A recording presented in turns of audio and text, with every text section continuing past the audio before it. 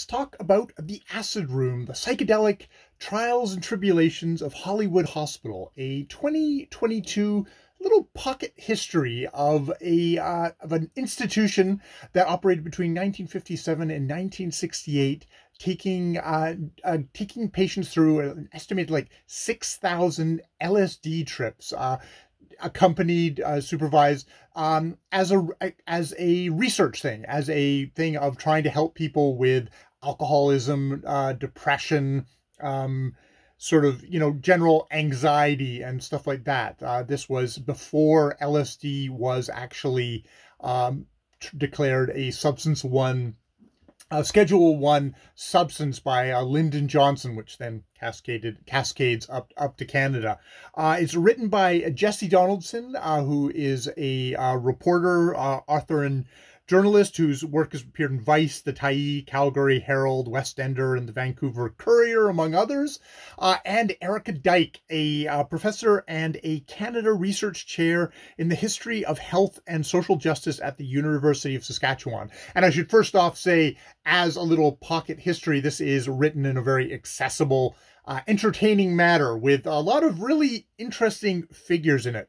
So why am I actually discussing about this book? I am not somebody who partakes in drugs, but I've been fascinated by the kind of constant psychedelics coming up in the news, and people kind of exploring it as a treatment method again, something that is being used in psychiatry again as something. And indeed, drug companies are getting interested and trying to kind of patent things, and which can have its good thing of taking it through the FDA, but also can have the negative thing of then they get to charge high prices for all the work they've done. So I was like, I was interested in, like, okay, well, what's the science behind it? And I was also sort of interested in the history of it. And just to find this book that is a little bit of local history to me. I'm in Victoria, BC. It's like, oh, this is something that actually happened in my own backyard, and to hear the story. And actually, it's kind of an interesting story because it's a little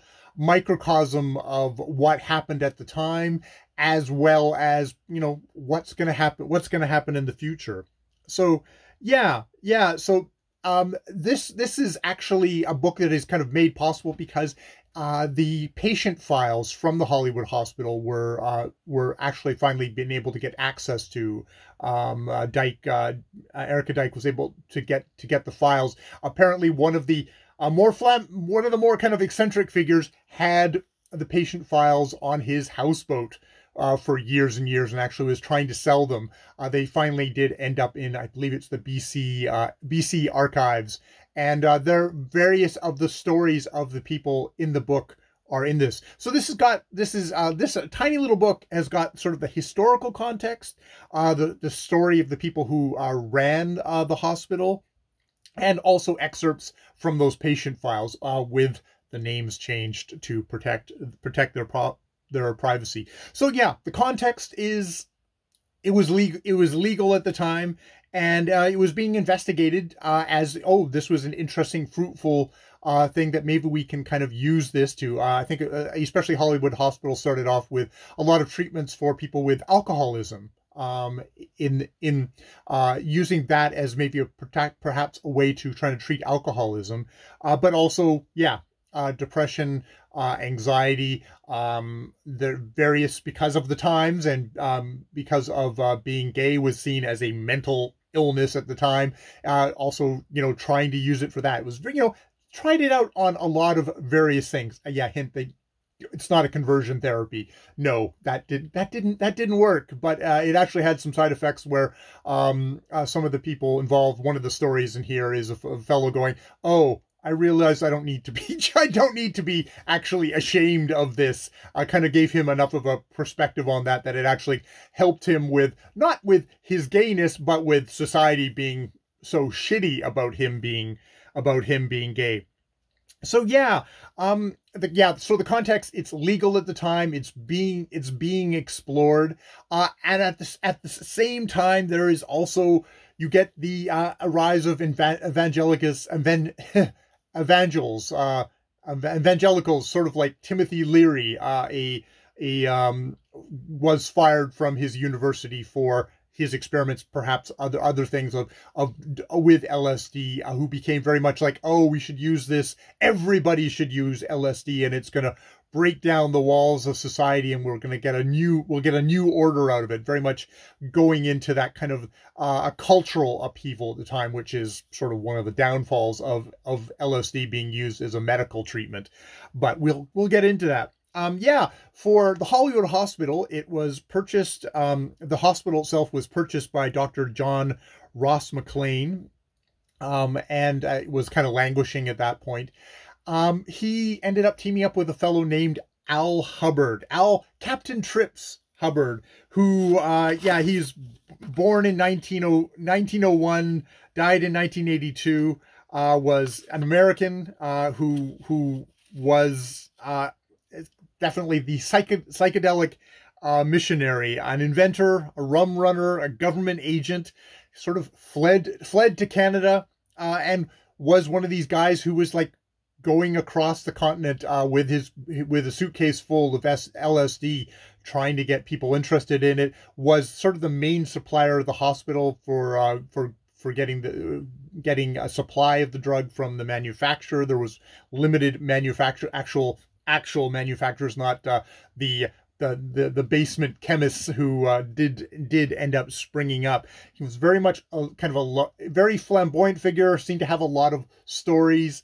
To work at the hospital, he basically just got a diploma from a diploma mill company to do that. He was at the same time, he was also kind of conservative, because he was a very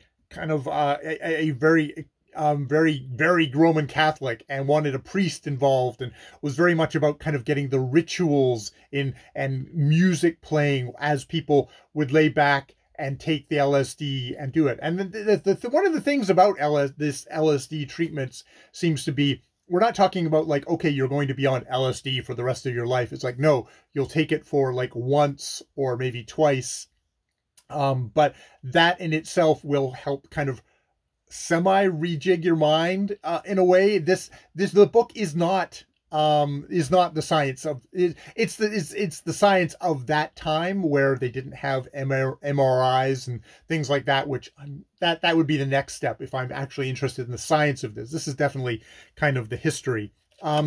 So it's got all that with. And he's teamed with this, McLean seems to have been very much more kind of your conservative, kind of smooth, kind of business-like kind of fellow, much more on the kind of the studying time. And they're the two different sides of things, of the Hubbard's kind of showmanship and kind of wanting to spread things out, starts conflicting more and more with the scientists, the doctors involved, who were much more, we want to do careful studies and do things like that. It typifies the thing that was happening maybe in a larger sense with someone like Timothy Leary and medical professions in the United States, and how Timothy Leary and Al Hubbard sort of riled up a lot of kind of more conservative elements in society to clamp down on this sort of stuff, to make it more fearful.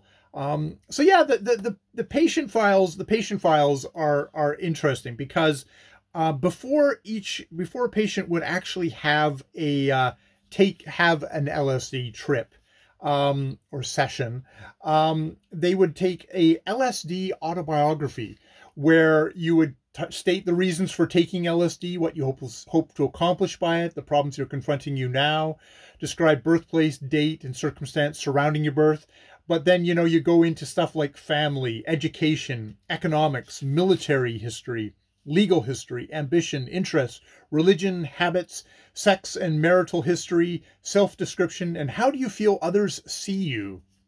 So some patients would only give like sort of one-word answers, but other people would write pages and pages. And so you get people's stories in this book, with the names changed, but like Claire Fisher, a mother of 5 looking for courage. Doug Hepburn, a former strongman who's kind of been decimated by alcoholism.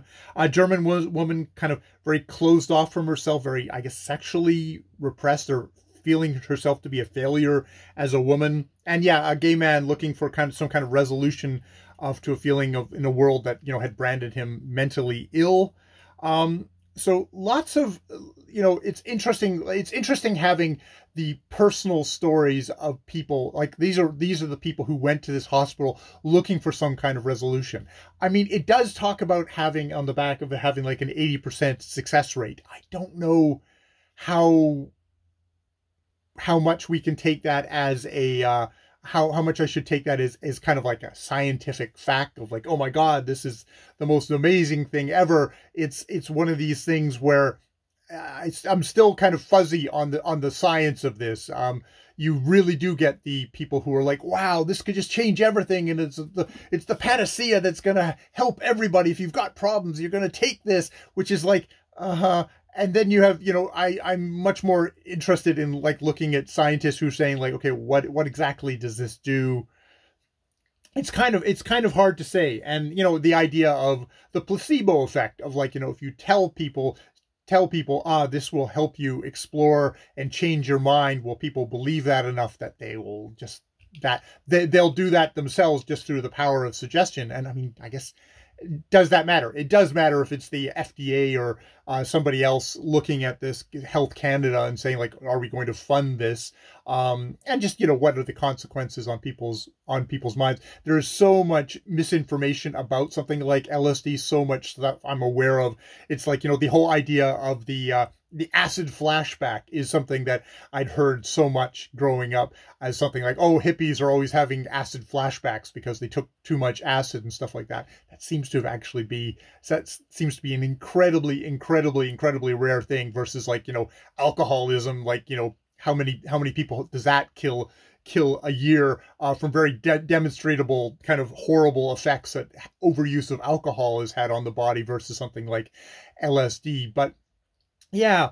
So, I mean, with this, the book, the story the book tells, it is that conflict between the kind of more medical side of things versus the kind of the culture wars side of things that ends up dooming a place like the Hollywood Hospital. Lyndon Johnson declares LSD a Schedule 1 substance. And not too many years later, that leads to sort of the downfall of Hollywood Hospital, where there's no longer a source for legal LSD, and Hubbard kind of goes off into obscurity. But it also is like, okay, well, did we learn anything from this? We are now getting the rise again of LSD. Seems to be using much more there's much more of a medical model going forward in it, but you can always see that, I know just from looking at documentaries on Netflix, that people can get like, wow, it's amazing how it can change your mind. And it's just like, I'm always really skeptical when people make kind of big claims like that. That seems you're selling something, or you're just kind of, you're using fuzzy logic. It's like, if you were gonna ingest something like that, that would be not those would not be the people I would trust to take something like that. But yeah, it's like an interesting little snapshot into British Columbian history, entertainingly told, I mean, for as much as Al Hubbard probably did not help, he very much helps for the story as being just this kind of really wild, interesting character in our thing. He and Leary met, and apparently for the most part did not get along. I think they reconciled in the end, but they maybe were too, I think the Dyke speculates that maybe they're just a little bit too much alike for them to actually be able to get along. So yeah, an interesting little snapshot of history. It's kind of entertaining stuff. This is the kind of stuff that needs to get produced about local history for me to read it. All right, I've been Jay. More videos later.